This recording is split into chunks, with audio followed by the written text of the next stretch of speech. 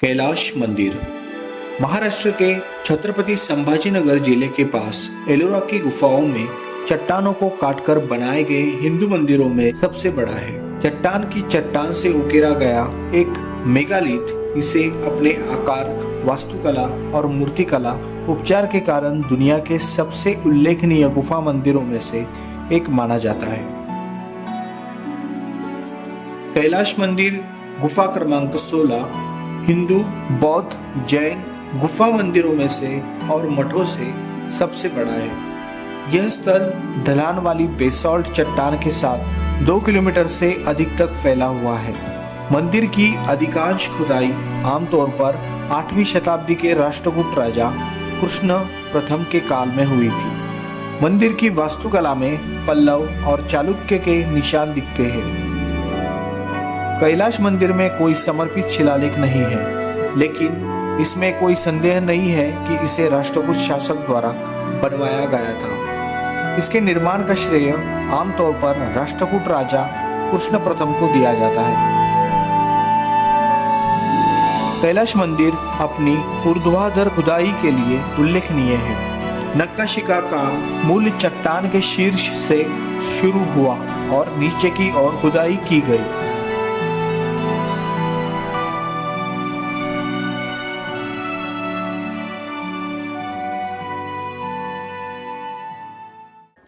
मंदिर प्रांगण के प्रवेश द्वार पर एक निचला गोपुरम है। कैलाश मंदिर के मुख्य द्वार में प्रवेश करने के बाद कमल के फूल पर विराजमान गजलक्ष्मी की नक्काशी द्वार मूर्ति दिखाई देती है।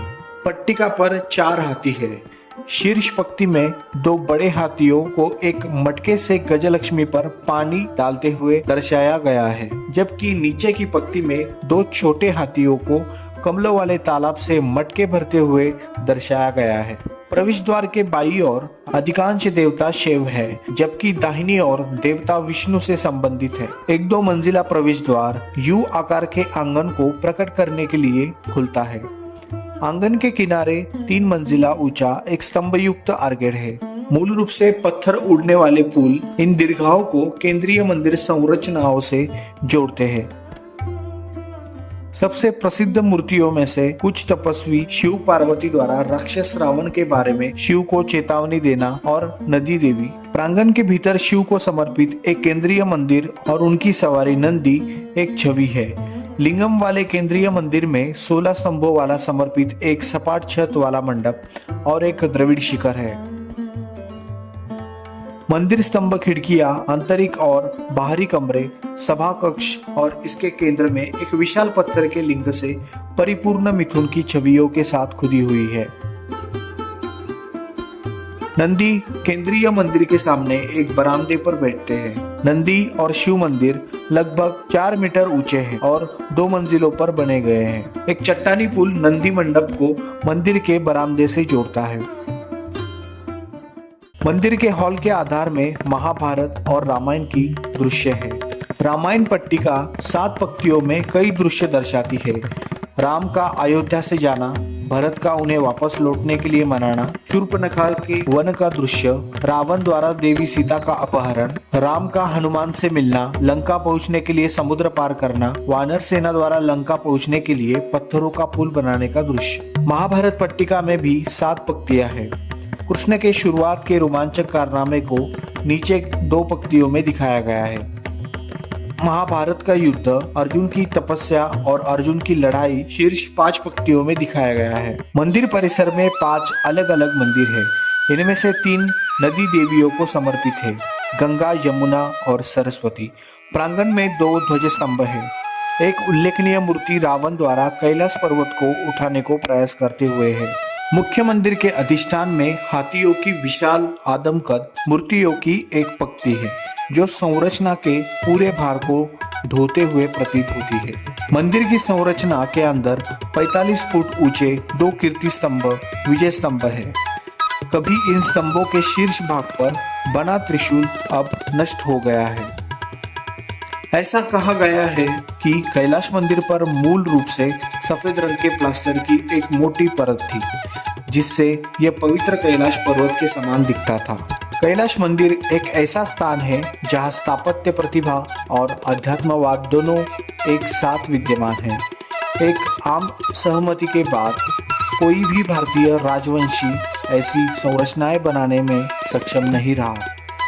इस मंदिर का निर्माण चुनौतीपूर्ण था, बल्कि इसे नष्ट करना भी लगभग असंभव था। मुगल बादशाह औरंगजेब ने एक बार मंदिर की परीक्षा लेने के लिए ऐसा प्रयास किया था। मध्यकालीन स्रोतों का दावा है कि परिणाम स्वरूप यहाँ की अधिकांश चित्रकारियाँ नष्ट हो गई है और नक्काशियों का काफी नुकसान हुआ है। हालांकि गुफाएं अब भी मौजूद है। मध्ययुगीन काल से ऐसे कई प्रमाणिक एवं अप्रामाणिक साहित्य साक्ष्य मिलते हैं, जिसके अनुसार इस शैल मंदिर को माणिकेश्वर गुफा मंदिर कहा जाता है, क्योंकि इसे एलापुर साम्राज्य की एक रानी माणिकवती द्वारा बनवाया गया था। एक कहावत माने तो अलाजपुरा वर्तमान महाराष्ट्र के अमरावती जिले का एक आधुनिक एलिचपुर के राजा पिछले जन्म में किए गए पापों के कारण एक असाध्य बीमारी से पीड़ित थे। एक बार राजा शिकार पर महिषमाला एलोरा के पास महिषमाला गए। राजा के साथ शिकार पर गई रानी ने भगवान कृष्णेश्वर की पूजा की और यह प्रतिज्ञा की यदि राजा की बीमारी ठीक हो गई तो वह भगवान शिव के सम्मान में एक मंदिर बनवाएगी। राजा ने महिषमाला के तालाब में स्नान किया, जिसके बाद उनकी बीमारी ठीक हो गई। रानी बहुत खुश हुई और उन्होंने मांग की कि राजा तुरंत मंदिर का निर्माण शुरू करे ताकि वो अपनी मन्नत पूरी कर सके। रानी ने मंदिर के शिखर के दर्शन होने तक उपवास रखने का निर्णय लिया। राजा मान गए, लेकिन इतने कम समय में मंदिर को पूरा करने के लिए कोई भी वास्तुकार तैयार नहीं हुआ। औरंगाबाद के एक स्थानीय पैठन कोकसा ने यह चुनौती स्वीकार की और राजा को वचन दिया कि रानी एक सप्ताह में शिखर को देख सकेंगे। कोकसा ने अपने साथियों के साथ मिलकर शैल मंदिर को तराशना शुरू किया ताकि एक सप्ताह के भीतर वह शिखर की नक्काशी पूरी कर सके और शाही जोड़े को उनकी व्यथा से मुक्त कर सके। रानी के सम्मान में मंदिर का नाम माणिकेश्वर रखा गया और राजा ने एक शहर एलापुर आधुनिक एलोरा का निर्माण किया।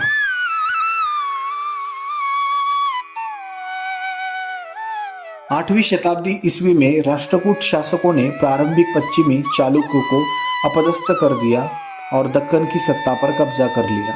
वास्तव में मंदिर का नाम मूल रूप से राष्ट्रकूट राजा कृष्णेश्वर के नाम पर रखा गया था, लेकिन अब इसे कैलाश मंदिर कहा जाता है।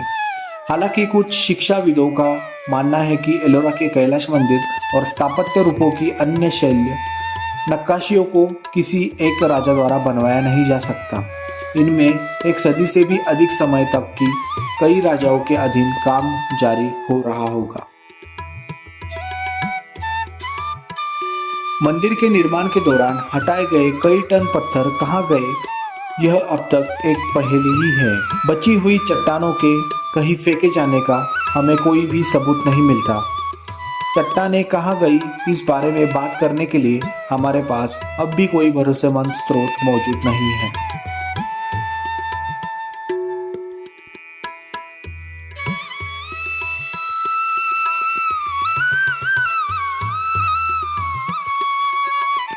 वीडियो अच्छा लगे तो चैनल को लाइक, शेयर और कमेंट करें और आप इस चैनल पर नए हो तो चैनल को सब्सक्राइब करें ताकि आप हमारे हर एक ऐतिहासिक वीडियो को देख सकें।